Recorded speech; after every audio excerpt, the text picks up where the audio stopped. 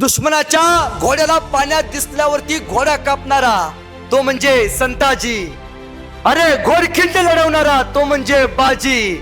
हात तुटला तरी शत्रूशी लढत राहणारा तो म्हणजे तानाजी. अरे वाघाला फाडणारा ते म्हणजे संभाजी. आणि या सगळ्यांना एकत्र करून जो स्वराज्य निर्माण करतो ते म्हणजे छत्रपती शिवाजी.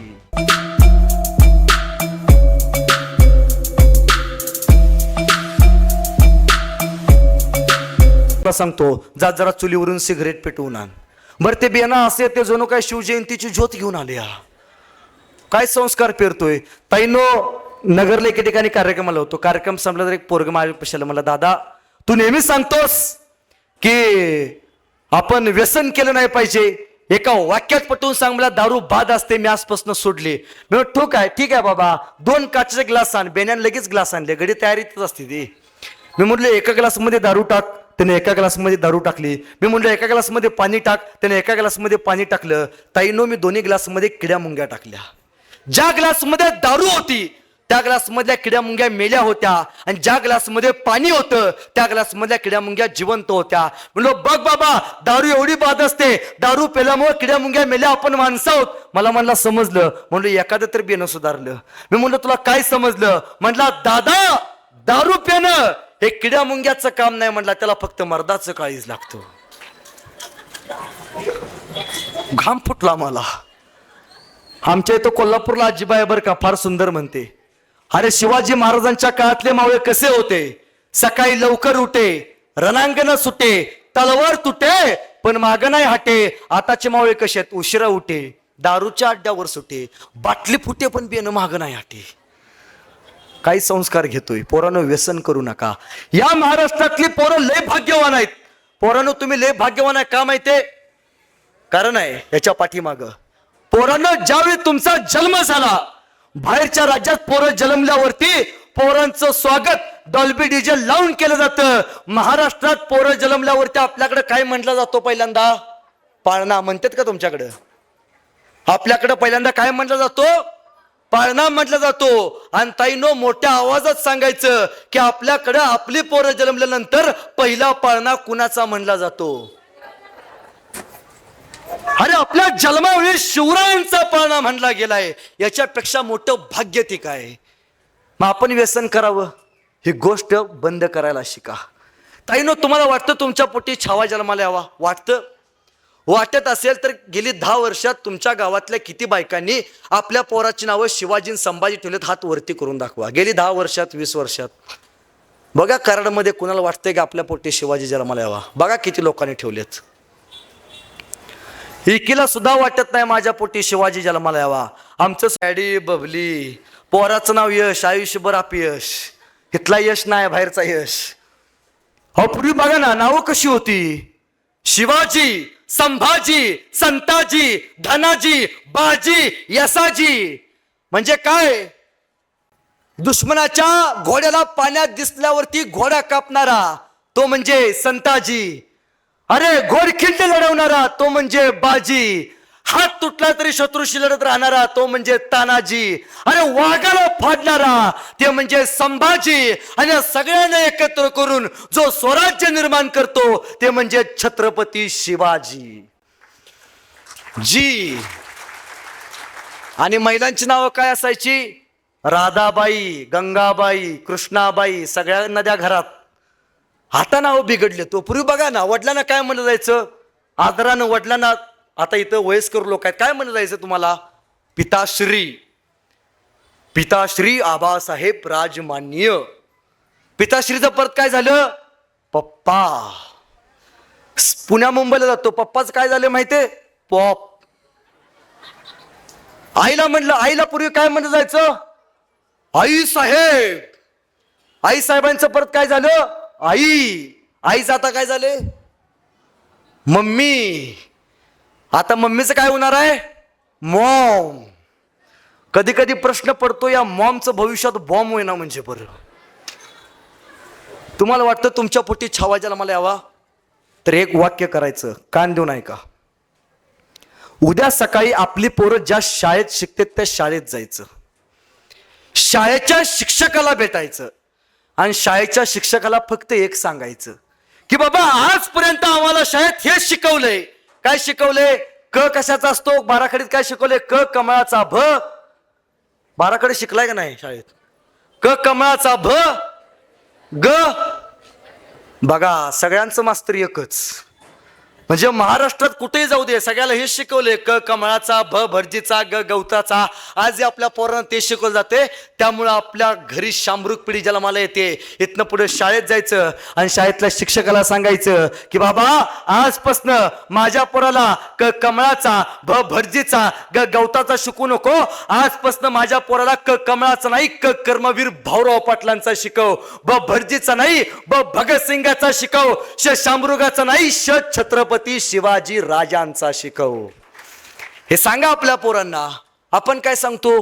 आता बरं आहे जरा कराडकडं म्हणजे सांगली, सातारा, कराड आया जरा पोरांना शिव्या देऊन बोलतात. ताई पुण्या मुंबईला जातो बायका कशा कौतुक करतात. आमचा राहुल ना कुणाच्या अध्यात जात नाही, मध्यात जात नाही. काय चाटायचं आहे का त्याला? कुणाच्या अध्यात जात नाही, मध्यात जात नाही. जिजाऊ अशी म्हणली असती तर आमचा शोभा ना कुणाच्या अध्यात जात नाही, मध्यात जात नाही. त्याला सांगितलंय बरं का, तो अफजल खान लई वाईट आहे बाबा, नादाला लागू नको. हिंदवी स्वराज्य उभा राहिलं असतं का? नाही. एक आई सांगते आपल्या पोराला, शिवाजीराजे तुमच्या भावाचं हत्या करायचं पाप अफजल खानानं केलंय. राज भावाचा उसनं फेडा. एका आईनं आपल्या पोराला सांगितले. आपली आई काय सांगते? सलीला चाललाय सोय? होय मम्मी. बाळा मधल्या शीटवर बस. का ग मम्मी? नाही बाळा, इष्टी पुढनं ठुकली तरी माझं बियाणं सुरक्षित, इष्टी मागणं ठुकली तरी माझं बियाणं सुरक्षित. माझं बियाणं जगलं पाहिजे, बाकीची कराडाची मरण ती का तिकडं. पटतंय ना, हसतेत. आणि असं होऊ नये जर असं वाटत असेल तर आपण आपल्या परिवर्तनवादी विचार केला पाहिजे. त्यासाठी आपण काय बघतो आणि आपण कुणाला आदर्श मानतो यावरती आपल्या पोरांचं भवितव्य ठरलेलं असतं. आज इथं बरीच लहान मुलं बसलेत. पोरांनो फक्त तुम्ही बोलायचं. आता सगळे शांत बसायचे, पोरं फक्त लहान बोलणार. पोरांनो मनापासून सांगायचं, सैराट पिक्चर बघितला का? हा बघितला. आरची कुठल्या गाडीवरून बसून येते? जोरात बोले. झिंग झिंग झिंगाट. झुकेगा नाही. 9 गुरुवारचा प्रसाद आहे हो सगळा. बघा कोणाकोणाची आहे ती. आता मला सांगा, माँसाहेब जिजाऊंच्या आईचं नाव काय रे? नाही माहित. संभाजीराजांनी उभ्या आयुष्यात किती लढाया केल्या पोरांनो? नाही माहित. संभाजीराजांनी आयुष्यातलं पहिलं युद्ध कुठं केलं? नाही माहित आम्हाला. आम्ही काय वाचतो? आम्हाला वाटत नाही आमच्या पोटी आदर्श संभाजी राजासारखा असावा. एखाद्या पोरला विचारलं तुझा आदर्श कोण आहे, तर ते पोरग लगे म्हणते झुकेगा नहीं साला म्हणणारा तो अल्लू माझा आदर्श आहे. पोरांनो तुमचा आदर्श तो झुकेगा नहीं साला म्हणणारा पुष्पातला पुष्पा असू द्या, पण एक वाक्य या भावाचं लक्षात घ्या की चित्रपटामध्ये उभारून झुकेगा नाही साला म्हणणं फार सोपं आहे, पण वयाच्या 32व्या वर्षी औरंगजेबाच्या दरबारात उभारून हातात पाच साखळदंड बांधलेले असताना सुद्धा औरंगजेबाच्या डोळ्यात डोळे घालून झुकेगा नाही साला म्हणणारा संभाजी राजा होणं फार अवघड आहे. आपल्या पोराला पहिल्यांदा संभाजी राजा शिकवा. परिवर्तन तिथं खऱ्या अर्थानं होणार आहे. पण छत्रपती शिवरायांच्या चरित्रातनं काय शिकायचं? तर एक गोष्ट शिकायची, ती म्हणजे संयम. सगळ्यात मोठी गोष्ट शिकवली महाराजांनी, संयम. संयम, पराकोटीचा संयम. कुठली गोष्ट नियोजनाच्या बाहेर महाराजांनी आजपर्यंत केली नाही, कुठलीच नाही. अफजल खान मारला, प्लॅनिंग. तुम्हाला माहितीये ज्यावेळी अफजल खान आला त्यावेळी महाराज कुठल्या किल्ल्यावरती होते? महाराज राजगडावरती होते. महाराजांच्या प्रिय पत्नी सईबाई साहेब शेवटचा श्वास मोजतीत. आई तुळजा भवानीचं मंदिर उद्ध्वस्त केलंय अफजल खानानं, स्वतःच्या बायका मारून टाकलेत, दिसल ती पोरगी भोगतोय. त्यावेळी महाराजांचा हात तलवारीला गेला नसेल का? बातमी कळत होती महाराज आई तुळजा भवानीचं मंदिर उद्ध्वस्त केलंय, महाराज देवळं उद्ध्वस्त करत येतोय अफजल खान. त्यावेळी महाराजांचा हात तलवारीला गेला नसेल? 1000 वेळा गेला असेल, लाख वेळा गेला असेल, तलवार काढून जाऊन मारावं असं वाटलं असेल, पण महाराजांनी काय दाखवला? संयम. संयम. महाराजांची एक राजमुद्रा आहे, काय माहितीये? प्रतीप चंद्रलेखे व वर्धिष्ण विश्ववंदिता शाहस्न शिवसैषा मुद्रा भद्राय राजते. तशी त्या अफजल खानाची सुद्धा एक राजमुद्रा होती, आणि त्या राजमुद्रेत अफजल खान म्हणतोय, मी नाही अफजल खान म्हणतोय, काय म्हणतोय? उच्चातल्या उच्च स्वर्गातला अफजल खान म्हणतोय, काय म्हणतोय? उच्चातल्या उच्च स्वर्गातला देव जरी खाली आला आणि त्याला जरी विचारलं की उच्चातल्या उच्च स्वर्गातला सगळ्यात मोठा योद्धा कोण, तर तो देव सुद्धा सांगेल अफजल अफजल अफजल. एवढा गर्व होता. महाराजांनी संयम बाळगला. 2 मिनिटात ठोकला शिवाजी महाराजांनी, फक्त 2 मिनिटात. पण अपमानाचा बदला हा यशस्वी होऊन घेतला जातोय, शिवरायांचं चरित्र सांगते. आपण काय घेतलं पाहिजे? अपमान झालाय ना, एखादा माणूस तुम्हाला तोंडावरती बोललाय ना, म्हणायचं ना, एक कराडच्या चौकात धावतो. अपमानाचा बदला यशस्वी होऊन घेतला जातो. खऱ्या अर्थानं हा इतिहास जर कोणाला कळाला असेल तर कोल्हापूरच्या एका पोराला कळाला. बिरोदेव नावाचं एक पोरग होतं कागल तालुक्यातलं, धनगर समाजाचं. आई वडील धनगर, भाऊ आर्मीत. परिस्थिती फारशी काही मोठी नव्हती. वडिलांनी लेकाला MPC UPSCचा क्लास लावून पुण्याला शिकायला घातला. पोरग वर्षभर परीक्षा द्यायचं, पास होत नव्हतं. वडिलांनी पोराच्या शिक्षणासाठी रान विकून पोराला मोबाईल घेऊन दिला. ते पोरग त्या मोबाईलवरती अभ्यास करायचं, MPC UPSCचे प्रश्न सोडवायचं. एके दिवशी त्या बिरोदेवचा मोबाईल हरवला. तक्रार द्यायला बिरोदेव पळत पळत डोळ्यात पाणी घेऊन, बापानं मोबाईल दिला होता कष्टातनं, पळत पळत पोलीस स्टेशन मध्ये गेला पुण्याच्या. साहेब माझी तक्रार नोंद करून घ्या साहेब. साहेब माझा मोबाईल हरवलाय, माझ्या वडिलांनी घेऊन दिला होता साहेब, मी कसा अभ्यास करू? पोलीस म्हणाले चल हट, एवढीच कामं नाहीत मला तुझा मोबाईल हुडकून द्यायचा. हाकलून लावलं, डोळ्यात पाणी आलं.